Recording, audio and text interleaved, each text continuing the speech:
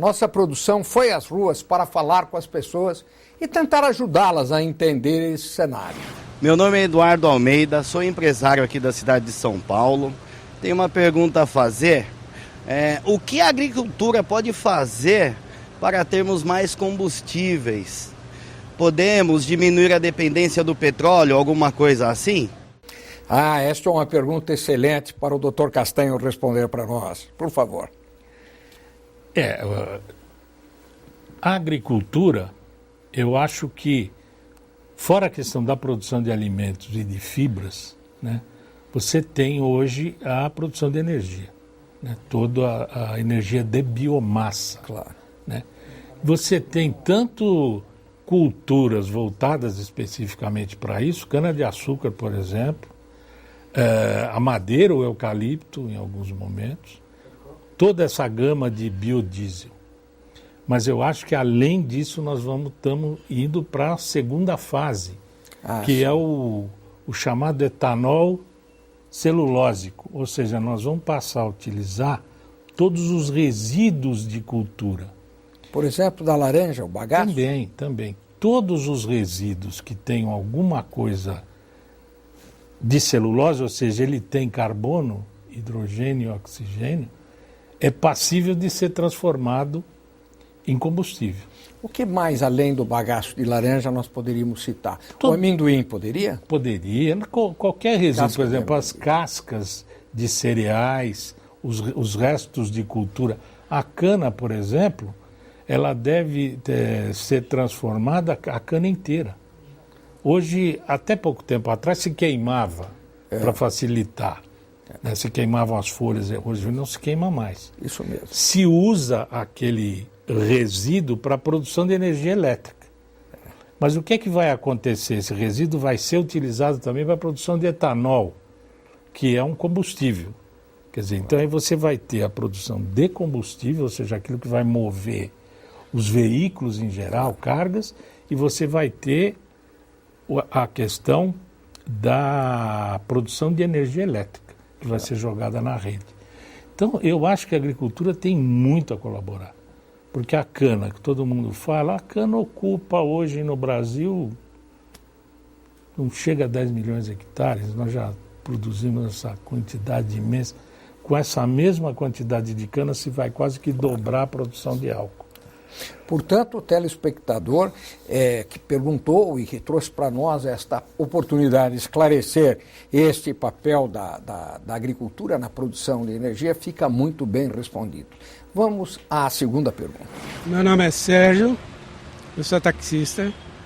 Eu quero saber o seguinte: a agricultura é responsável por devastações ou pode ser um fato isolado, como uma queimada, por exemplo? Eu acho isso é triste e lamentável que ainda exista queimada no Brasil.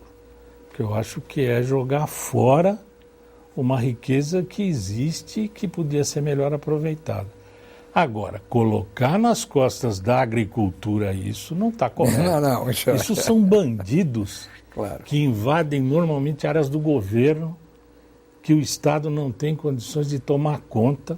É verdade. Tá, vão lá, tiram a madeira nobre e põem fogo naquilo que sobrou. E aí dizem que aquilo é problema da agricultura. Não é verdade. Eu acho que isso precisa ser coibido. Eu acho que quem faz queimada devia ter sanções gravíssimas. Tá certo? O cara precisa ser excluído da sociedade.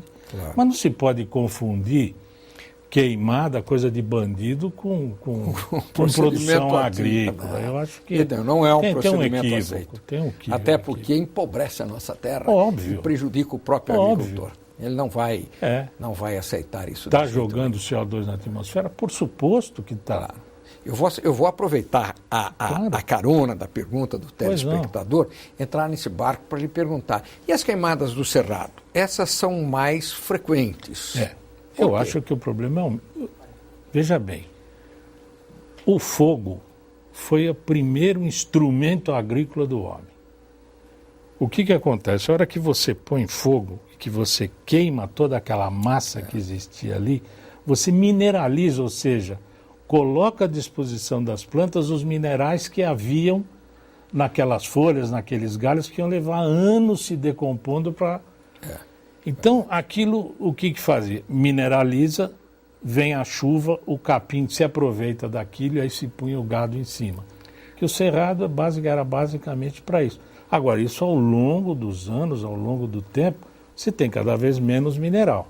Claro. Né? Mas até hoje é uma prática indígena, digamos assim, né? Essa uma prática primitivíssima. Hoje, até que eu acho que se reduziu um pouco essa questão do fogo no cerrado, mas ainda existe. E é um problema sério. Problema sério, não se tem pode. Que ser combatido. Tem que ser combatido. E a Polícia Florestal tem que agir com vigor. Com vigor. Aqui no estado de São Paulo, isso não... Porque também não existe mais cerrado quase. Eu acho, não. O que acontece hoje, eu acho que em função da urbanização, tem piromaníaco. Tem Isso piromaníaco botando fogo em beira de estrada para ver queimar. E aquilo se alastra. Mas não é uma prática agrícola. Aqui está completamente abolida. Acho que no sul do país todo, né? Parte considerável do Sudeste, Centro-Oeste já se aboliu. Não tem mais. Inclusive na cana mesmo, nós estamos aqui com esse protocolo agroambiental, onde até o ano que vem não se queima mais cana no estado de São Paulo. Vamos à terceira pergunta dos telespectadores. Meu nome é Cid, eu sou engenheiro, eu trabalho com geomodelagem em 3 dimensões.